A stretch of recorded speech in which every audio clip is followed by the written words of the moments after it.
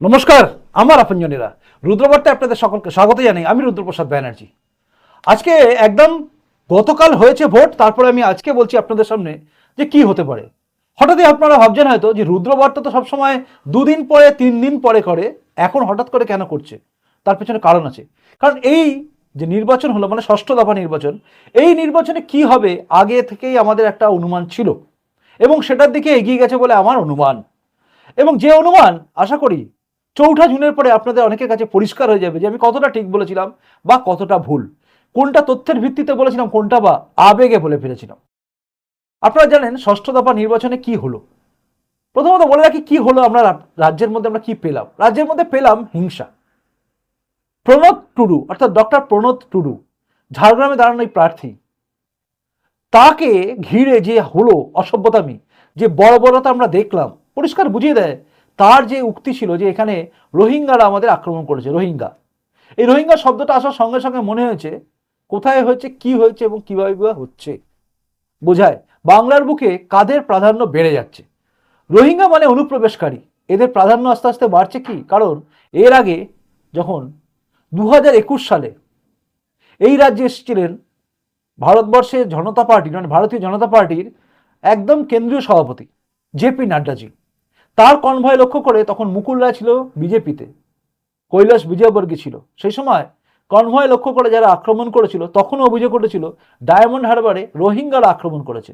এই অভিযোগ তখন উঠেছিল, আজও উঠছে। ডক্টর প্রণত টুডু বলছেন যে তার উপর আক্রমণকারীরা রোহিঙ্গা, তারা আক্রমণ করেছে, এটা তিনি বলেছেন।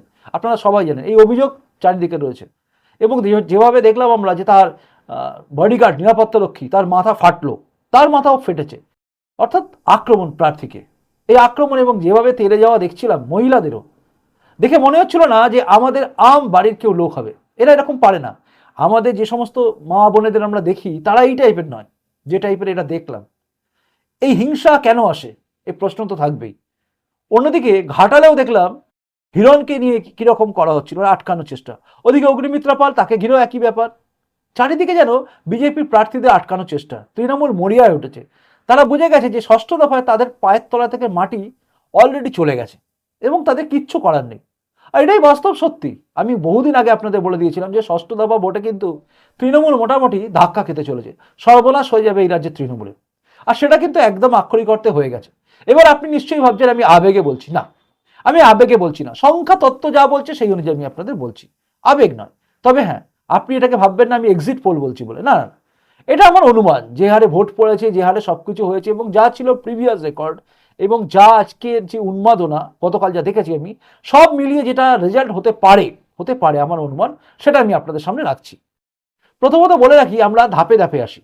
8টা লোকসভা কেন্দ্রে হয়েছে ভোট, আপনি জানেন। 8টা লোকসভা কেন্দ্রের মধ্যে প্রথমেই যদি আমি যাই, পুরুলিয়া, জ্যোতির্ময় সিং মাহাতো দাঁড়িয়েছেন বিজেপির ক্যান্ডিডেট, এবং তৃণমূলে দাঁড়িয়েছেন শান্তিরাম মাহাতো। শান্তিরাম মাহাতো এবং জ্যোতির্ময় সিং মাহাতো, এই দুজনের মধ্যে লড়াই। এখানে দেখুন সিপিএম বা কংগ্রেস বা ফরওয়ার্ড ব্লক এরা কোনো ফ্যাক্টর নয় এখানে। কিন্তু লড়াইটা কিন্তু দ্বিমুখী হয়েছে, ত্রিমুখী লড়াই, কিন্তু কোনো জায়গা নেই, একদম পরিষ্কার সত্যি কথা। আর এখানে গতবারে কারা জিতেছিল সেটা যদি আমরা হিসাব করি এবং কত ভোটে জিতেছিল, আপনি অনুমান করে নেবেন এবারে কি হতে চলেছে।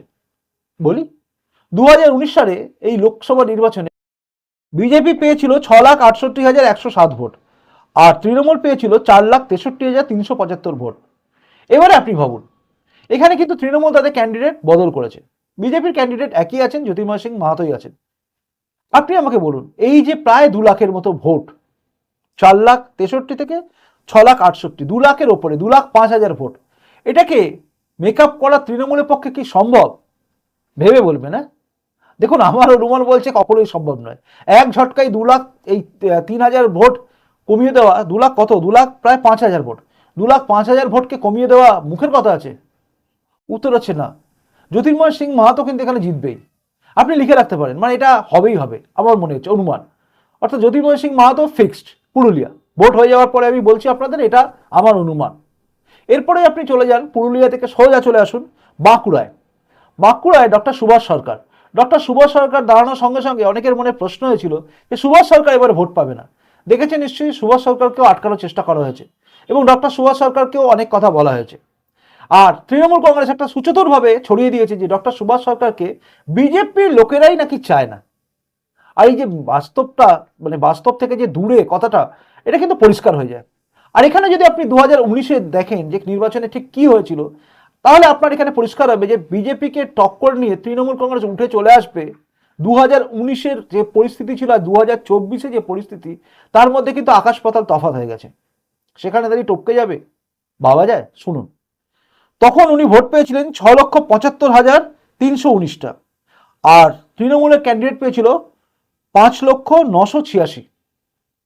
এখানেও প্রায় 1,00,000-এর কাছাকাছি, 1,75,000 ভোটের কাছাকাছি তফাৎ। সেটাকে টপকে রাতে রাতে একদম একদম 2019-এর পর 2024-এ 1,75,000 ভোট টপকে গিয়ে সুভাষ সরকারকে হারিয়ে দেবে। তাও এখানে তৃণমূল কংগ্রেস তাদের প্রার্থী চেঞ্জ করেছে। অত সহজ? আপনি কি ভাবছেন? জানাবেন নিশ্চয়ই। আমার তো মনে হয় পাচ্ছেন না। তাই এখানে ডক্টর সুভাষ সরকার থাকছেন, মানে এটাও কিন্তু বিজেপি নিয়ে নেবে। মানে পুরুলিয়া হলো, বাঁকুড়া হয়ে গেল।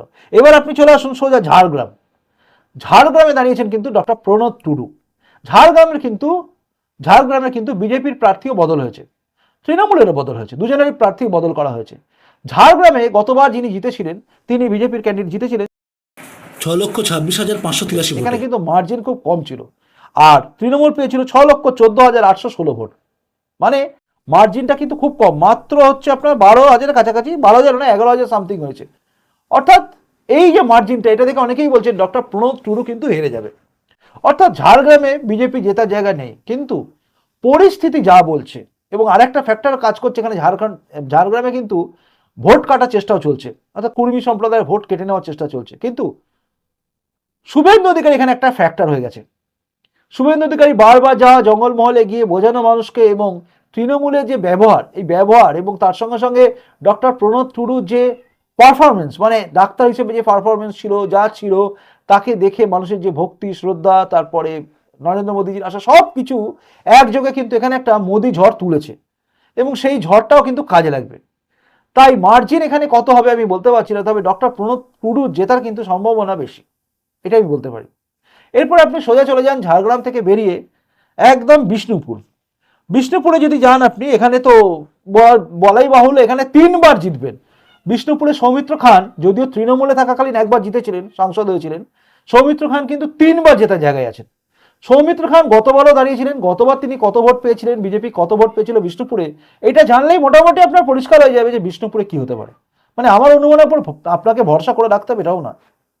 গতবারে পেয়েছিল বিষ্ণুপুরে বিজেপি 6,57,019টা ভোট, আর তৃণমূল পেয়েছিল 5,78,972 ভোট। এবার আপনি কল্পনা করুন, এই ভোটটাকে টপকে গিয়ে তৃণমূল জিতে যাবে। আবার যেখানে ক্যান্ডিডেট এমন করা হয়েছে যে ক্যান্ডিডেট কিন্তু সেভাবে টক্কর দেওয়ার জায়গায় নেই, মানে হেভিওয়েট কোনো ক্যান্ডিডেট নয়। বিষ্ণুপুরে সৌমিত্র খাঁর বিরুদ্ধে তার প্রাক্তন স্ত্রীকে দাঁড় করিয়ে ফায়দা নেওয়ার চেষ্টা করা মমতা বন্দ্যোপাধ্যায় ভুলেই গেছেন ওই গড়টা কিন্তু সৌমিত্র খানকে দেখে। এবং সৌমিত্র খান 2019-এ জিতেছিলেন, তার কারণ হচ্ছে তার নিজস্ব বল ছিল, নিজস্ব সবকিছু ছিল, এবং মোদি ঝড় ছিল। তার স্ত্রী সে সময় দাঁড়িয়েছিলেন, দৌড়দৌড়ি করেছিলেন বলে তিনি জিতে গেছেন। এইটা ভেবে মমতা বন্দ্যোপাধ্যায় ভেবেছিলেন যে সুজাতা মণ্ডলকে দাঁড় করালেই কাজ হয়ে যাবে, কিন্তু যা দেখা যাচ্ছে বিষ্ণুপুরে মার্জিনটা আরও বাড়াবেন সৌমিত্র খান, অর্থাৎ সৌমিত্র খান এখানে জিতবে। মানে আমি পরপর আপনাকে বললাম চারটেতেই জিতবে। এবারে আপনি চলে আসুন মেদিনীপুর মানে এখানে দাঁড়িয়েছেন আবার অগ্নিমিত্রা পাল। এই মেদিনীপুর সিটটা ছিল দিলীপ ঘোষের সিট। মেদিনীপুরে অগ্নিমিত্রা পাল, ওদিকে আবার জুন মালিয়া, দুজন মহিলা প্রার্থী দাঁড়িয়েছেন, এবং এখান থেকে দিলীপ ঘোষকে সরানো হয়েছে। এখানে বিজেপি ভোট পেয়েছিল এর আগের বারে, মানে দিলীপ ঘোষ ছিলেন তখন, ভোট পেয়েছিলেন 6,85,433টা, আর তৃণমূল পেয়েছিল 5,96,481টা।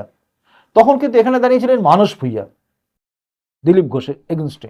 এই দিলীপ ঘোষের এগেনস্টে দাঁড়ানো মানস ভুইয়া 5,96,000, আর ওদিকে 6,85,433টা ভোট। দেখুন ভোট মার্জিন যেটা আছে, সেই মার্জিনটা টপকে যাবে।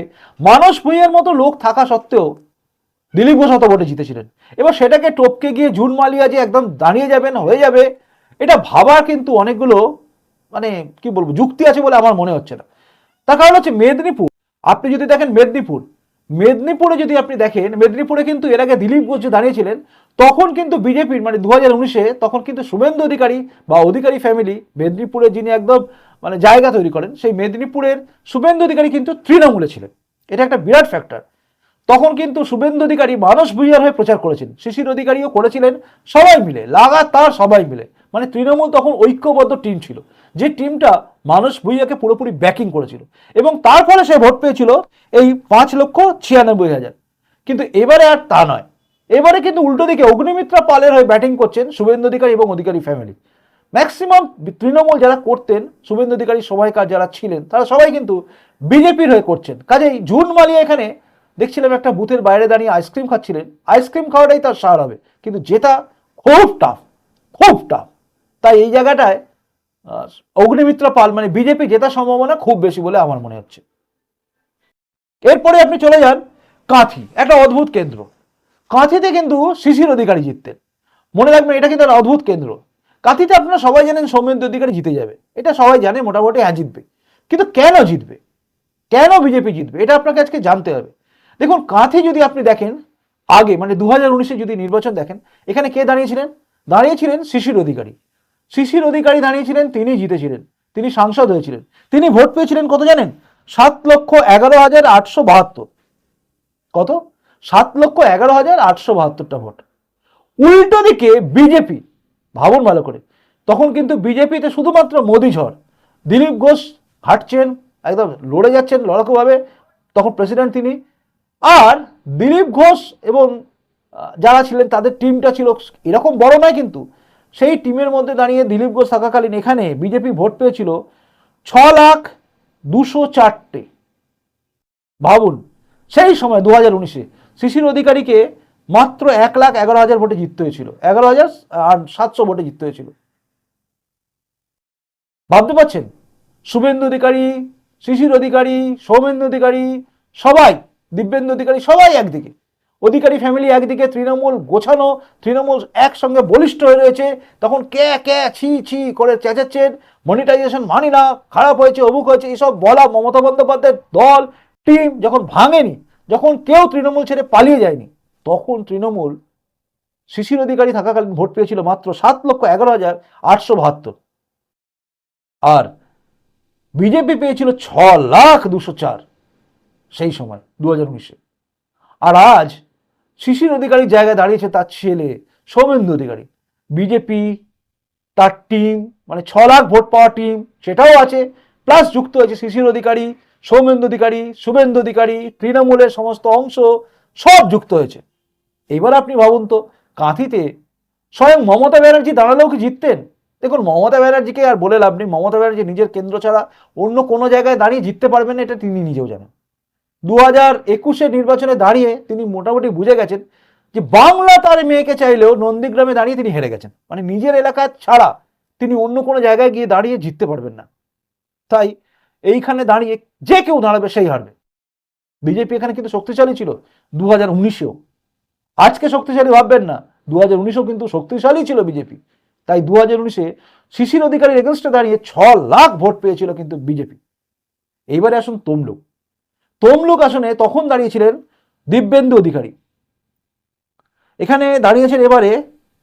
আর যেটা বলছিলাম কাঁথিতে বলা সৌমেন্দু অধিকারী জিতবে, এটা জানেন, উত্তম বাড়ি সেখানে তৃণমূলে দাঁড়িয়েছে। এবার আসি আমরা তমলুকে, যেটা হচ্ছে অভিজিৎ গাঙ্গুলি দাঁড়িয়েছেন, এবং তার সঙ্গে সঙ্গে দেবাংশু ভট্টাচার্য, যাকে ঘিরে কি কার অংশ অংশ অমুক তমুক হ্যান ফ্যান করে নানা রকম কথা আর কি অনেকে বলে ফেলেছেন। যাই হোক, ঈশ্বর আল্লাহ সবাইকে এক জায়গায় করে দিয়ে তার অংশ করে দিয়েছেন। এরপরে যে তার কি হবে ব্যবস্থা, সেটা তারাই করবে, মানে যারা ধর্ম নিয়ে বেশি ভাবে, আমাদের ভাবার দরকার নেই। আমরা যেটা বলছিলাম সেটা হচ্ছে তমলুকে দাঁড়ানো অভিজিৎ গাঙ্গুলি জিতবেন না হারবেন, এটা নিয়ে আপনাকে যদি জিজ্ঞাসা করে আপনি বলেন হ্যাঁ জিতবে। তবে এর পেছনে লজিক কি আছে আমি আপনাকে বলে দিচ্ছি। আবারও বলি, সেই একই ঘটনা। দিব্যেন্দু অধিকারী এর আগের বারে দাঁড়িয়েছিলেন তৃণমূলের হয়ে, তখন ভোট পেয়েছিলেন 7,24,433 ভোট। 7,24,433 ভোট, এগুলো কিন্তু আমি তথ্য দেখে বলছি, না দেখে বলছি না। আর তৃণমূল পেয়েছিল, এই বিজেপি পেয়েছিল সে সময় 5,34,268 ভোট, মানে 1,90,000 ভোটে বিজেপি হেরেছিল। কিন্তু 5,34,000 ভোট কিন্তু বের করে নিয়ে এসেছিল তারা। তখন শুভেন্দু অধিকারী, তৃণমূল, আমি আবারও বলছি, শুভেন্দু অধিকারী, দিব্যেন্দু অধিকারী, সৌমেন্দু অধিকারী আর শিশির অধিকারী সব এক। তখন তৃণমূল মানে বিরাট দাপট, তার মধ্যেও কিন্তু এরা বের করে নিয়ে এসেছিল। অর্থাৎ বিজেপি সাংগঠনিক ক্ষমতা রেখেছিল, এবং বিজেপি যে ক্ষমতা ছিল 2019-এ মোদিজির যে ঝড় ছিল তাতে কিন্তু এত ভোট চলে এসেছিল। আর এবার আপনি ভাবুন উল্টো দিকে, যখন একদম পুরো ঢেলে খেলছে একদম শুভেন্দু অধিকারী, তার সঙ্গে সঙ্গে খেলছেন দিব্যেন্দু অধিকারী, তার সঙ্গে সঙ্গে সৌমেন্দু অধিকারী, তার সঙ্গে সঙ্গে শিশির অধিকারী, তার সঙ্গে সঙ্গে বিজেপির টিম, সবাই মিলে এক এক কার হয়ে লড়ছেন। এই তমলুকে দেবাংশু ভট্টাচার্য কেন, যে কেউ দাঁড়ালে অভিজিৎ গাঙ্গুলি এগেস্টে দাঁড়িয়ে জিততে পারবে না, এটাই বাস্তব সত্যি। তাই এটা অবশ্যই অভিজিৎ গাঙ্গুলি জিতবেন, এটা হচ্ছে লজিক। এরপরে আপনি যদি দেখেন ঘাটালে কিন্তু ঘেঁটে ঘ। ঘাটালে এর আগের বারে দাঁড়িয়েছিলেন দেব, এবারেও দাঁড়িয়েছেন দেব। এবারে বিজেপির প্রার্থী কিন্তু চেঞ্জ হয়েছে, আগে দাঁড়িয়েছিলেন ভারতী ঘোষ, এবার দাঁড়িয়েছেন হিরণ চ্যাটার্জি। লড়াইটা কিন্তু একটু এদিক ওদিক হয়ে গেছে। ভারতী ঘোষ যখন দাঁড়িয়েছিলেন মানে 2019-এ, তখন বিজেপির কি স্থিতি ছিল, তখন দেব কত পেয়েছিল, এটা যদি আমরা বিচার করি তাহলে বেরিয়ে আসবে কে জিততে পারে। আপনি বলে দেবেন, যে কোনো বাচ্চা ছেলে বলে দেবে কি হতে চলেছে। বলি শুনুন ভালো করে। আগে বিজেপি তৃণমূল পেয়েছিল 7,17,959 ভোট, 7,17,959 ভোট দেব পেয়েছিল। উল্টো দিকে ঘাটালে দাঁড়ানো ভারতী ঘোষ তিনি পেয়েছিলেন 6,09,986 ভোট, মানে তফাৎ হচ্ছে 1,08,000 সামথিং, 1,08,000 মতো, 1,08,000 ভোটে পিছিয়ে ছিল বিজেপি। তখন বিজেপি আজকের বিজেপি, তখন কে ছিল দেবের পাশে, আজকে কে আছে। 2019-এ ইউনাইটেড তৃণমূল, পুরো ইউনাইটেড তৃণমূল। 2024-এ ইউনাইটেড বিজেপি আর ভাঙাচোরা তৃণমূল। তফাৎটা আপনারা বুঝতেই পারছেন। দেবের সঙ্গে ওইখানকার লোকাল লিডারদের সঙ্গে একটা গ্যাপ তৈরি হয়েছিল, আপনারা জানেন, সে ভিডিও অডিও ক্লিপ সবকিছু হয়েছিল। দেব অনেক রকম চেষ্টা করেছে, ঘাটালে জেতার জায়গা নেই বলেই বারবার হিরণ চ্যাটার্জি শুভেন্দু অধিকারীকে হ্যাকেল করা হয়েছে, এটা অভিযোগ রয়েছে। সবকিছু করার পরে হিরণকে আটকানোর চেষ্টাও করা হয়েছে, কিন্তু ঘাটালে হিরণকে আটকানো কি সোজা হবে? এর উত্তর কিন্তু 4 জুন জানা যাবে, কারণ এই কেন্দ্র ভোট হয়েছে কিন্তু দুর্দান্ত, এবং সেভাবেই এটাও আন্দাজে বলা যেতে পারে যে এই জায়গাটায় ঘাটালে কিন্তু দেব বুক বাজিয়ে একদম বুক ঠুকে বলে দেবেন আমি জিতছি, খুব মুশকিল আছে। এই আসনটা কিন্তু শুভেন্দু অধিকারী এবং পুরো টিম, অর্থাৎ বিজেপির team plus Suvendu Adhikari BJP, ভাঙাচোরা বিজেপি না, আজকে গোটা তৈরি বিজেপি, টাটকা বিজেপি আর ভাঙাচোরা তৃণমূল, এই লড়াইটা হচ্ছে। এই লড়াই অবশ্যই জিত কিন্তু বিজেপির আসবে বলে মনে হয়, আমার মনে হয়। তাই 8-এ 8 হওয়াটা অসম্ভব কিছু নয়। 8-এ 8 হওয়ার জায়গায় চলেছে কিন্তু ষষ্ঠ দফার ভোট, এটা আমার অনুমান। এবার আপনি বলুন কোন জায়গাটা আমার ভুল মনে হলো। হতে পারে আপনার মনে হতে পারে আপনার এই জায়গার এই অ্যাঙ্গেলটা আমার মনে হচ্ছে না ঠিক, বলতে পারেন আপনি আমাকে। আপনার যা মনে হচ্ছে আপনি কমেন্ট বক্সে কমেন্ট করুন। আর আমার যদি মনে হয় সেটা ভুল, আমি অবশ্যই আপনার পরবর্তী রুদ্রবার্তায় আমি আপনাদের কাছে বলে দেবো যে এটা আমার ক্যালকুলেশন ভুল হয়েছে। যাই হোক, এটা ছিল এখনকার রুদ্রবার্তা। যদি মনে হয় ভালো লাগলো লাইক করবেন এবং শেয়ার করবেন। যদি মনে হয় নতুন এসে এই চ্যানেলটা এরকম দেখার পরে ভালো লাগছে, অবশ্যই চ্যানেলটা সাবস্ক্রাইব করে আমার আপনজন হয়ে তারপর যাবেন। চলুন এখনকার মতো আসি, দেখা হচ্ছে এর পরে রুদ্রবার্তায়। খুব ভালো থাকুন, নমস্কার, বন্দে মাতরম, ভারত মাতা জয় হোক, জয় হিন্দ।